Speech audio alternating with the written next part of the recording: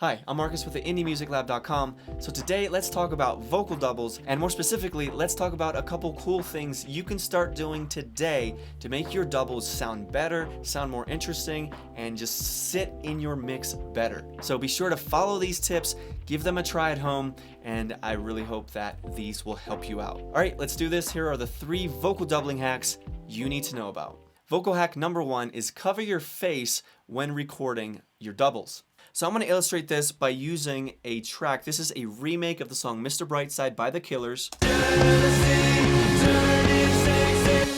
And I'm going to use this to help illustrate everything that we're talking about when it comes to vocal doubles today. So now, one of the best ways to make your vocal doubles sit in the mix and to be EQ'd very closely right from the get-go is to put your hands in front of your face when recording. So instead of sounding like this, you sound like this.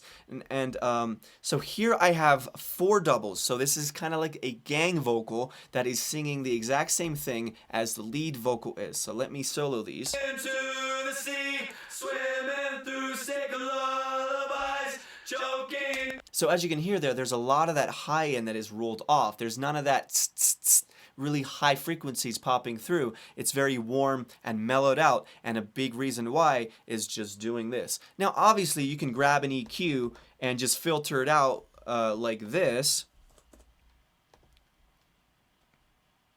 right? You can just do this, which is a completely valid way of doing it.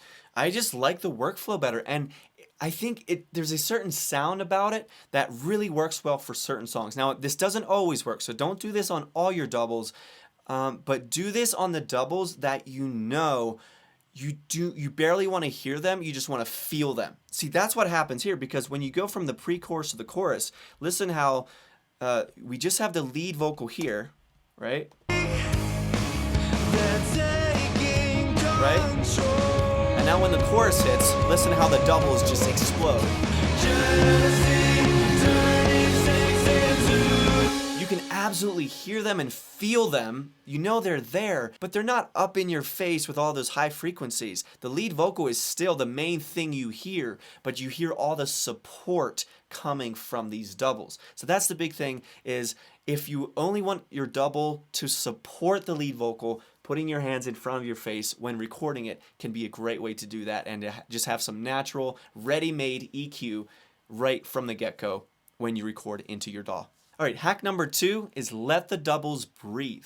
Now what I mean by let the doubles breathe is, let's go to the verse of this song. Now notice how the verse lead vocal is very dry, right? There's hardly anything going on at all. It's very dry. Coming out of my cage and I've been doing just fine. Gotta be down. Hear those doubles?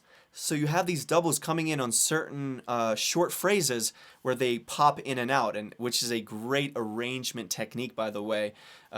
Just for those of you who want to experiment with these doubles, is don't always have the doubles always there.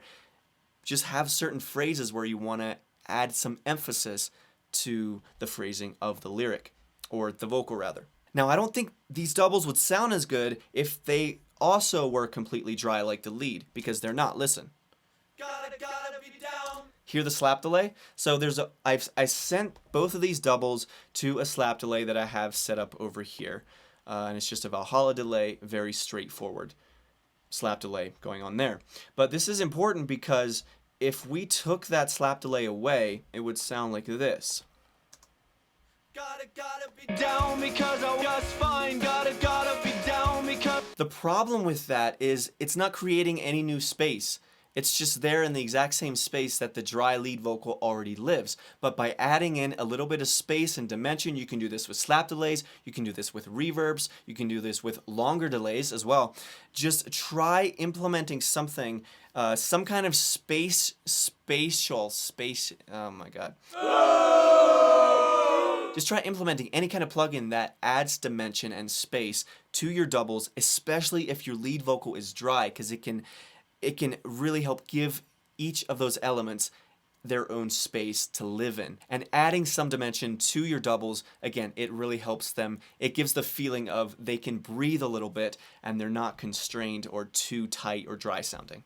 How did it end up like this? It was only a kiss. It was only a kiss. Alright, now before we get to hack number 3 and wrap up this video, I want to let you know about a gift I have for you just for watching, and it is called the 5 Steps to a Spotify Level Production.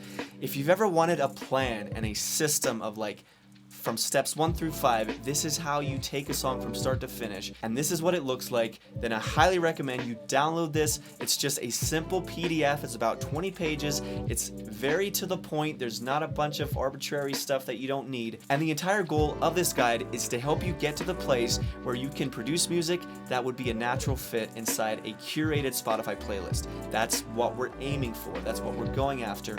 And so I think this guide is really going to help you get there faster. So be sure to download that. I think it's really going to help you out. The link is in the description. It's absolutely free.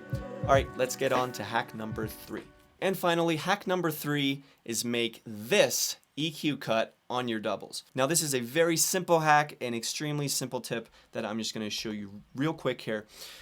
This is important because when you're talking about what the role of background vocals and doubles in particular are, it is very often to support the lead vocal, not get in the way. And you need to think of it conceptually like that, not just technically what do I do, but there needs to be reasons behind making EQ cuts, adding compressors, all these things. You want to have a defined reason as to why you're making the moves that you're making. And so this is one of those things where the lead vocal lives in the 2K to 5K range. That is where the lead vocal really lives. That is what you hear. So I'm going to grab, so if I open up this EQ on the lead vocal, and I'm going to boost it around 2 to 5K. See, that's the 2 to 5K range. That is where the vocal lives. Now, you don't want a bunch of those frequencies in the background vocals to also be there. See, I have a cut here. Listen to what this sounds like if we come over to the chorus.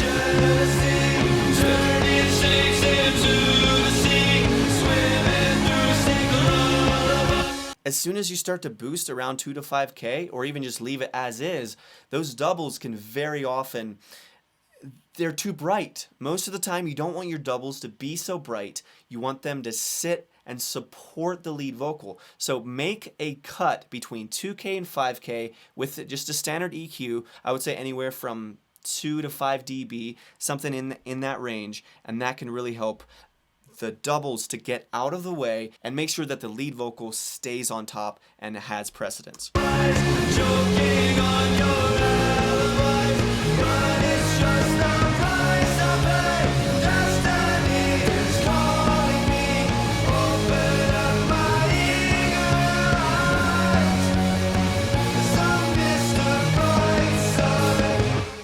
Alright, that's it for this video. Thank you so much for watching. I really hope it was helpful.